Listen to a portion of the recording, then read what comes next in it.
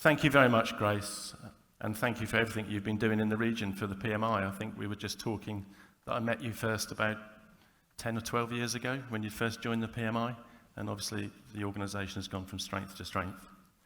It's an absolute pleasure to be here today and to share some of my reflections on a fairly long career around transformation and the challenges of delivering mega projects and programmes. Even more so to be a guest of the PMI, an organisation that has been at the forefront globally of building and sharing knowledge and providing education and qualifications to practitioners who are building their careers in exciting and a most important field. I have a personal long association with the PMI, going back many years with Deloitte, most notably as a member back many years ago of the original PMI Council, or Executive Council, I think at the time. It's become the Corporate Council. This started as a small group of leaders in global organisations responsible for major programmes, and facilitated by the PMI. We regularly met all over the world. It was absolutely fantastic. We were hosted by organisations that were members and leading on major programmes and mega projects. This took me to Asia, Europe, North Africa. I even went to NASA in Florida, Lockheed Martin in Texas, Huawei in China, and Airbus in Germany and many other countries. And we learned a huge amount from the challenges that are shared and good practices in delivering major programmes. I've also been very lucky that a lot of my career was in the UK, where I spent most of my career and was involved in some of the largest programmes in the UK, the London Olympic Games, Crossrail, High Speed 2, submarine build programme, and also helped the UK government invest and build in their capability to deliver major programmes.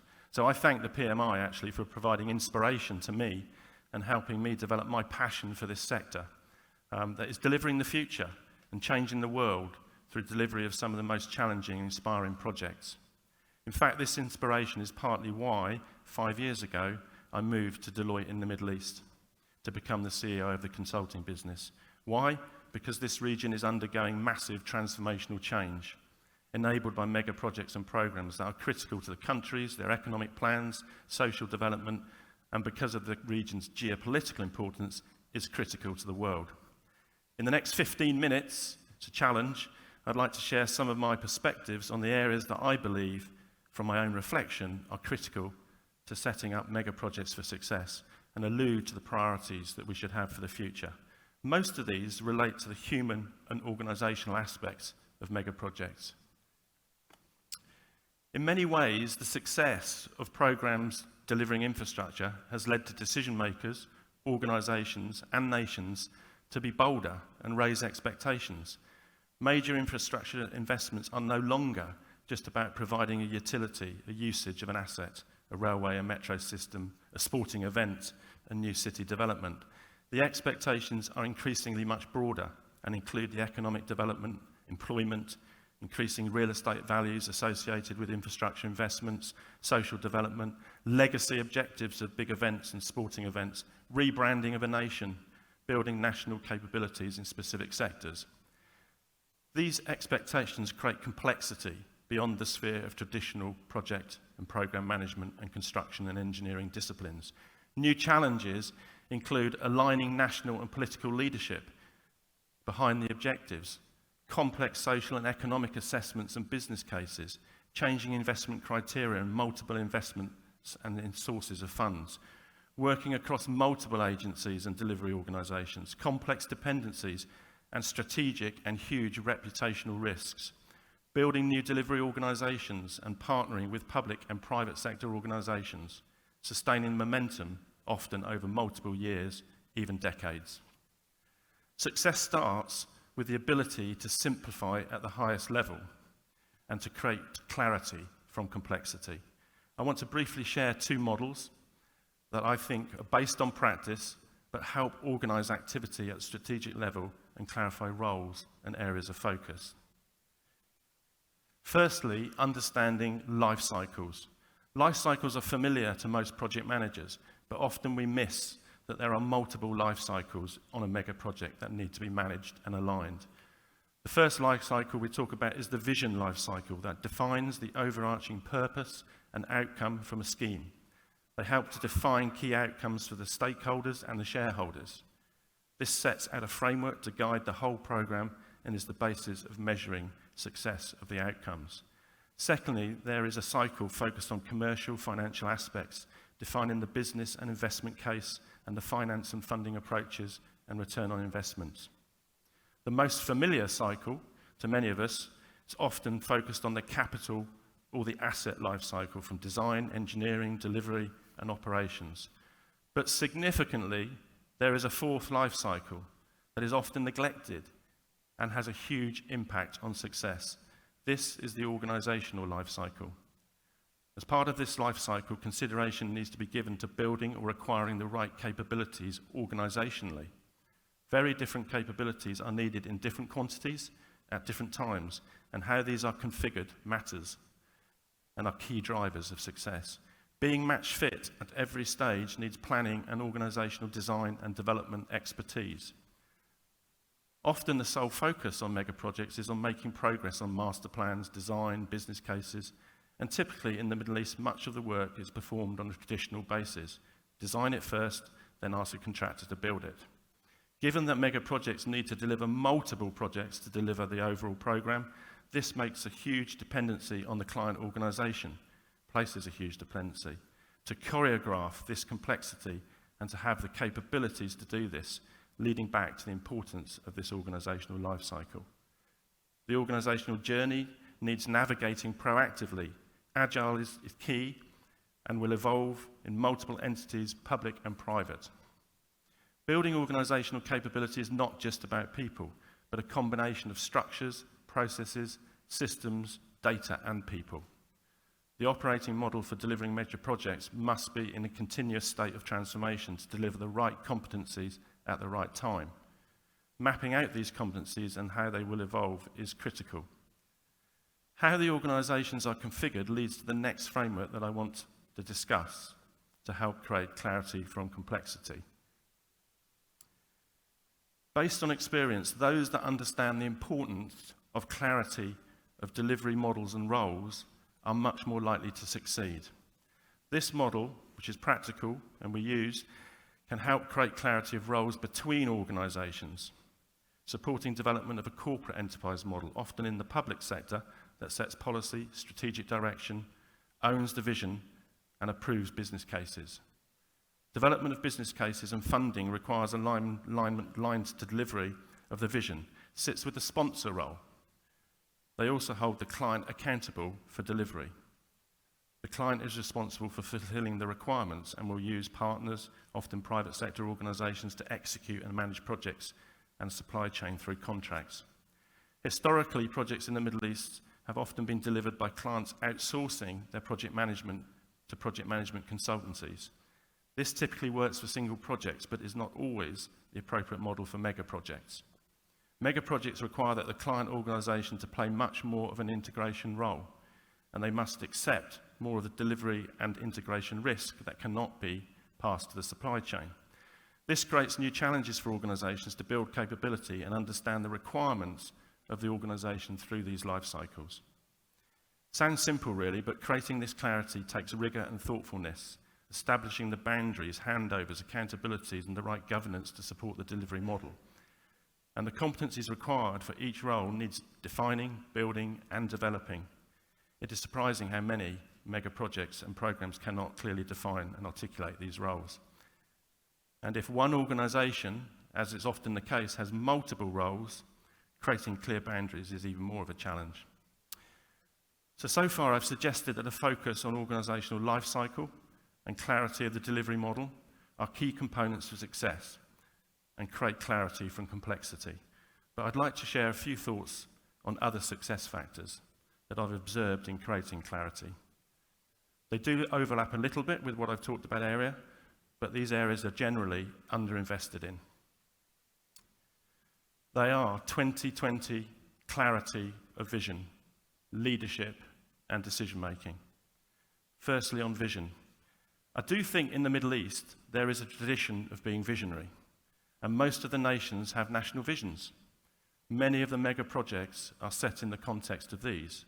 This, however, is less common in many other parts of the world, where many political systems make long-term vision less easy.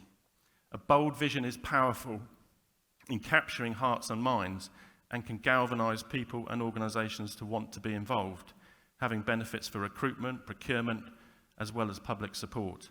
A vision should be achievable.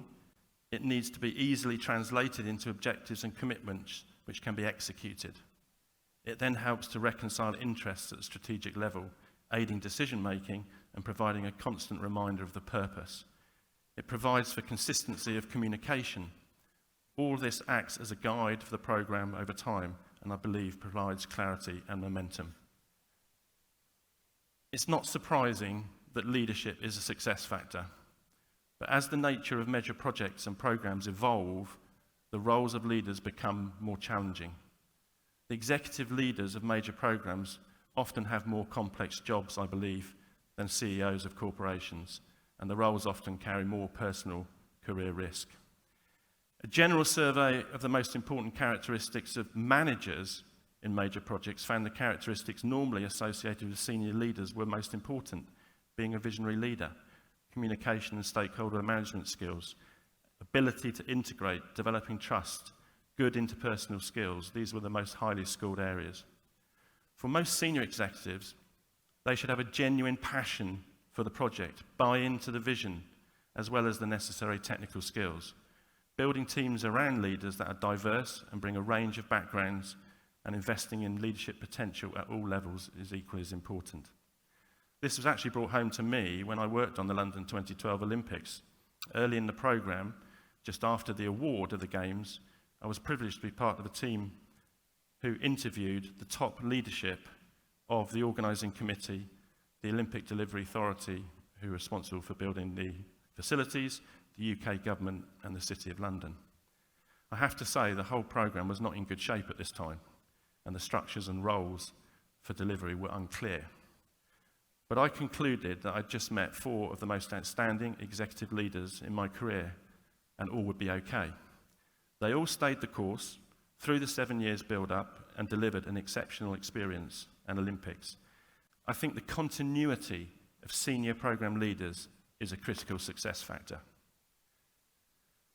Finally, I want to talk about probably the least understood areas around mega programmes, but also one of the most complex, and that's decision-making. The range, diversity, the number of decisions that must be made is mind-blowing. But again, clarity can only be achieved if this is thought through, planned, and built into the programme. Decisions obviously guide the programme towards delivery of the vision and outcomes. They involve many people, probably hundreds, even thousands on most major programmes, and are different in nature throughout the life cycle. Many decisions in the early early phases of the life cycle are strategically critical and will define the programme and its success. Significant decisions early in the programme often require integration between vision, policy, multiple technical disciplines, business case and financial considerations. The governance models at this point need to integrate all these views and perspectives. Decisions are complex and it takes time. As the requirements become clearer, you move into execution. The decisions are still important, take less time probably, and are executed by the client, delivery organisation, project managers and contractors. Here speed becomes more important, but transparency is still critical. As a scheme delivers and transitions into operations, the quantum of decisions increases exponentially, and the time to make those decisions decreases. But with the right delegations, the decisions can be made by fewer and fewer people, even one person. So the characteristics of decisions transition through the life cycle of major programs, and so the decision-making mechanisms and governance needs to adapt. This all needs planning and designing. As decisions create the momentum and pace of major programs, getting this right is critical to time and schedule and often the outcome. I have on several occasions created a decision plan, a program plan or a milestone map of key decisions to enable the preparation and design of governance and decision-making forums. I believe this can be a real success factor.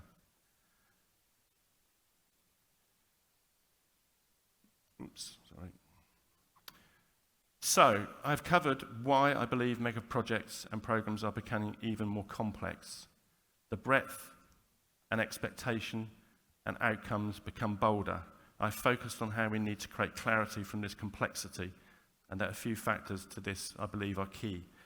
Understanding and planning the organisational life cycle, clarity of roles through a holistic, integrated delivery model, using an overarching vision to create cohesion and consistent guiding purpose, focus on exceptional leaders, continuity of leaders, and investing in leadership skills at all levels, and planning and designing decision-making mechanisms to match the programme life cycle to create momentum. Finally, I'd like to come back to where I started, where I've talked about the role of the PMI in building and sharing knowledge and supporting professional careers in the mega projects and programme management field. Future success of such amazing projects and programmes will be determined by the quality of talent that we attract to participate in these world-shaping endeavours. We know that young people are purpose-driven and want rewarding careers that make an impact that matters in their countries, societies, and for their families. Mega projects are doing this, whether it's about sustainable development, using new technology to accelerate and deliver more efficiently, transforming sectors such as real estate and hospitality, innovation in commercial partnerships between businesses and public enterprise. These are exciting times and critical topics that I believe you'll be debating and discussing today. All will have a huge impact on the success of major projects. But all of this is predicated on the biggest success factor of all, attracting the best talent from all walks of life, from backgrounds and demographic groups, to build their careers and skills in a sector and technical disciplines that I believe are helping us change the world for better. Thank you very much.